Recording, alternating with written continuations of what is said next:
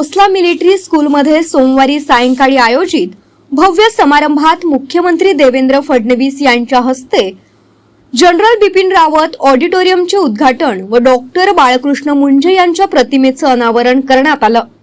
या कार्यक्रमात मुख्यमंत्री फडणवीस यांनी भोसला मिलिटरी स्कूलच्या योगदानाचं कौतुक करत संस्थेनं देशासाठी घडविलेल्या शिस्तबद्ध आणि कर्तव्यदक्ष विद्यार्थ्यांचं विशेष गुणगान केलं।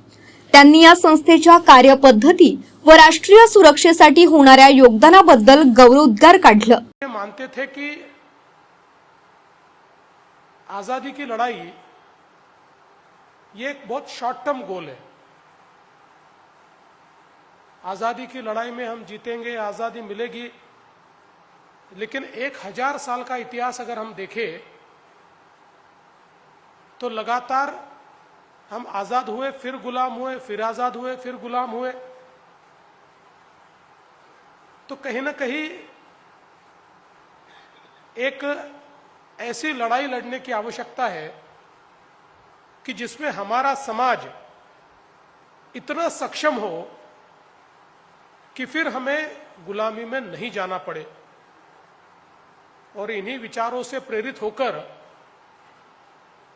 हमारे भारतीय समाज में सैनिकी मूल्यों का रोपण होना चाहिए, हमारी सेना का भारतीयकरण होना चाहिए, और हम जो पीढ़ी तैयार करें वो पीढ़ी भारतीय मूल्यों के साथ अनुशासन और लड़ने का जज्बा लेकर तैयार हो। इस प्रकार के विचारों से the central Hindu military education society की स्थापना आदरणीय मुंजे जी ने की और भोसला मिलिट्री स्कूल उसके तहत शुरू हुआ। आज हम देखते हैं कि भोसला मिलिट्री स्कूल ने अनेक दशकों तक जो कार्य किया है, देश की सेना को तो बहुत जाबाज अफसर भोसला मिलिट्री स्कूल ने दिए हैं, लेकिन साथ साथ समाज के अलग अलग हिस्सों को भी अनुशासित इस प्रकार के लोग देने का काम ये भोसला मिलिट्री स्कूल के माध्यम से हुआ है। एक प्रकार से पीढ़ियों का निर्माण, हमारी विरासत के साथ साथ आधुनिकता को स्वीकारने वाली इस प्रकार की जनरेशन तैयार करने का काम ये भोसला मिलिट्री स्कूल कर रहा है। और हम लोगों ने देखा कि नागपुर का भी भोसला मिलिट्री का ये जो स्कूल है 1995 में शुरू हुआ और आज पूरे मध्य भारत में स्कूल का एक अपना वजूद है, एक अपनी पहचान है। और संस्थापक बाशी मुंजे जी, इनकी प्रतिमा का लगना ये भी बहुत महत्वपूर्ण है। मैं ऐसा मानता हूं कि कोई ये कह सकता है कि ये प्रतिमा 30 साल बाद क्यों लगी, पर मैं ये कहूंगा कि यही उचित समय है कि उनके सपनों को पूरा करने का काम करने के बाद उनकी प्रतिमा यहां पर लग रही है। तो मैं ऐसा मानता हूं कि उनको भी जहां भी होंगे, स्वर्ग में होंगे, उनको भी इसका संतोष रहेगा। साथ साथ जनरल बिपिन रावत जी, मेरी स्वयं की उनकी मुलाकात भोसला मिलिट्री के ही कार्यक्रम में हुई और उसके बाद काफी समय तक हम लोग चर्चा कर रहे थे। कई बातें उनसे समझने को मिली, स्ट्रेटेजिक डिसीजंस कैसे होते हैं, सीमा में क्या चल रहा है, हमको क्या दिखता है और क्या होता है, ऐसी कई चीजें ये उनसे सुनने को भी मिली। और मुझे ऐसा लगता है कि भारत के इतिहास में उन्होंने चीफ ऑफ आर्मी स्टाफ के रूप में एक अपनी अलग पहचान बनाई है। एक लोगों के दिल में भी, सेना में तो उनके लिए बहुत आदर था ही और वो हमेशा रहेगा, लेकिन साथ साथ जो आम आदमी है, उस आम आदमी के भी मन में उनके बारे में एक बहुत श्रद्धा, एक बहुत भावना, एक बहुत आदर ये तैयार हुआ था और हम सभी के बीच से वे अचानक चले गए। एक बड़ा सदमा पूरे भारत में महसूस हुआ। पूरे भारत को ये लगा कि हमने भारत के किसी एक बहुत बड़े सितारे को खोया है, एक अनुपम इस प्रकार के व्यक्तित्व को हमने खोया है। और मुझे इस बात का बहुत संतोष है कि उनकी याद को ताज़ा रखने के लिए और बार बार हमारे दोनों प्रमुख अतिथियों ने उनके व्यक्तित्व के बारे में जो चीजें कही, क्योंकि ये दोनों ऐसे हैं कि जिन्होंने उनके साथ काम किया हुआ है, तो उस व्यक्तित्व में जो खूबियां थी उन खूबियों को हम याद करें और उनके जैसा बनने की कोशिश करें। यही मैं ऐसा मानता हूं कि उनका नाम इस सभागार को देने का मतलब है। और मुझे विश्वास है कि भोसला मिलिट्री स्कूल के माध्यम से जो कार्य चल रहा है वो आगे भी निरंतर चलेगा। श्री देव जी ने जो बात कही, मैं कल ही उसका साक्षी रहा हूं जब हम सोलर इंडस्ट्रीज में प्रधानमंत्री जी के साथ गए थे और आत्मनिर्भर भारत क्या है ये हमको वहां पर देखने को मिला। जिस प्रकार के एमिनेशन वहां पर तैयार हुए थे, आर्म्स तैयार हुए थे, जिस प्रकार के मिसाइल्स हमको वहां देखने को मिले, दुनिया के सबसे आधुनिक इस प्रकार के कई शस्त्र आज हमारे देश में बन रहे हैं और हम दुनिया को एक्सपोर्ट कर पा रहे हैं। ये जो पिछले 10 वर्षों में परिवर्तन हुआ है, मैं ऐसा मानता हूं ये इसलिए भी महत्वपूर्ण है कि दुनिया में जो बड़ी ताकतें हैं वो सारी बड़ी ताकतें ये साम्राज्यवादी ताकतें हैं। उन ताकतों का और मजबूत होना ये दुनिया की शांति के हित में नहीं है, लेकिन भारत का मजबूत होना ये दुनिया के शांति के हित में है, क्योंकि भारत ने कभी साम्राज्यवाद की बात ही नहीं की। हम जब मजबूत थे तब भी नहीं की और हमने कभी भी अपने साम्राज्य को बढ़ाने का प्रयास नहीं किया, किसी को गुलाम करने का प्रयास नहीं किया।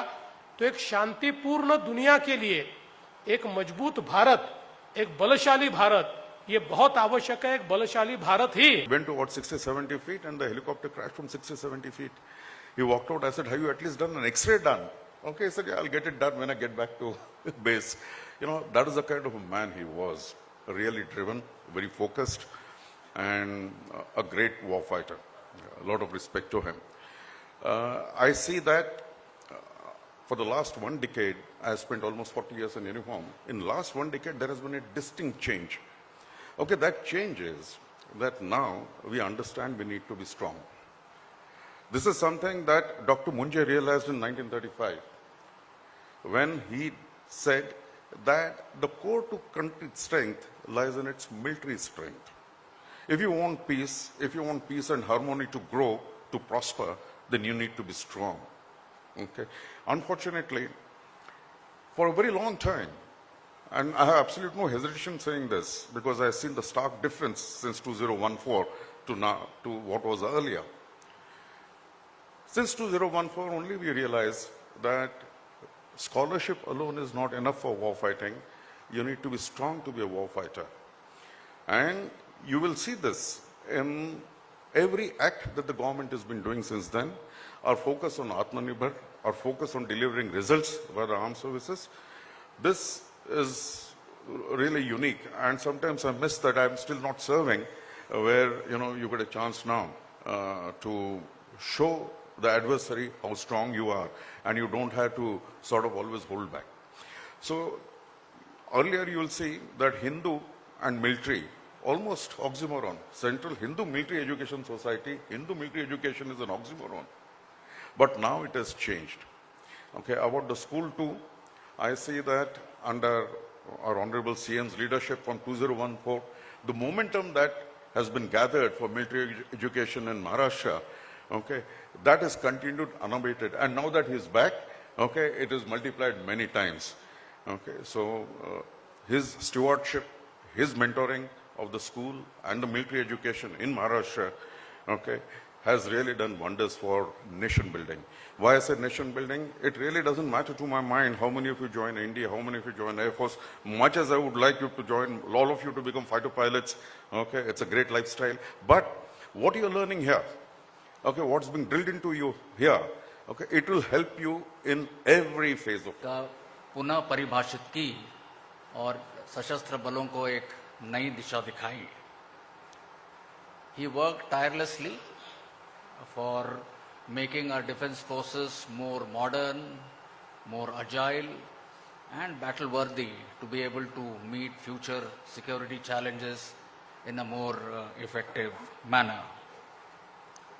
तीनों सेनाओं के बीच जॉइंटनेस और इंटीग्रेशन को लेकर, ताकि तीनों सेनाओं का आपस में तालमेल और समन्वय बढ़े, साथ ही में हमारी रक्षा और सुरक्षा संबंधी जितनी भी ज़रूरतें हैं उनको आत्मनिर्भरता के तौर पर मिलना, इन दोनों दिशाओं में उनका बहुत अभूतपूर्व योगदान रहा है. उन्होंने एक बहुत मजबूत नींव रखी है और अथक प्रयास भी किए हैं. साथ ही में मुझे I remember he always used to stress and tell us in the defence forces that you need to engage and reach out to the other government departments, other state departments, the community at large to improve your outcomes, especially in the field of nation building. He also led Army's transformation efforts to make the Army more ready, resurgent and relevant. और सच कहे तो उनका योगदान हमारी सेनाओं को सशक्त, प्रबल और सक्षम बनाने में अभूतपूर्व रहा है. As an individual, he embodied all the qualities that a soldier exemplifies, and these qualities are of character, competence, commitment, and conduct. He was a progressive thinker, somebody who didn't believe in status quo. He was a change leader and a man on conviction. But behind a tough exterior, he was very kind at heart, and he showed great empathy, and he immensely cared for the well-being of the soldiers. That was his unique quality. He was a man with boundless energy and stamina, and wherever he went, I remember he only created and spread positivity. That was his unique quality. And it is very heartening for me to see that the Bhosla Military School has imbibed these values, ideals and philosophies of both Dr. Munje as well as General Rawat and incorporated them in their training curriculum. I compliment the management of Bhosla Military School for the exemplary work that they are doing in the field of education. कार्यक्रमाला विविध मान्यवर उपस्थित होते. Bhosla military स्कूलच्या या नव्या पायरीमुळे विद्यार्थ्यांना अत्याधुनिक सुविधा आणि प्रेरणादायी वातावरण मिळेल असा विश्वास व्यक्त करण्यात आला. कॅमेरामॅन सचिन सह सनी भोंगाडे, शंखनाथ, न्यूज नागपूर.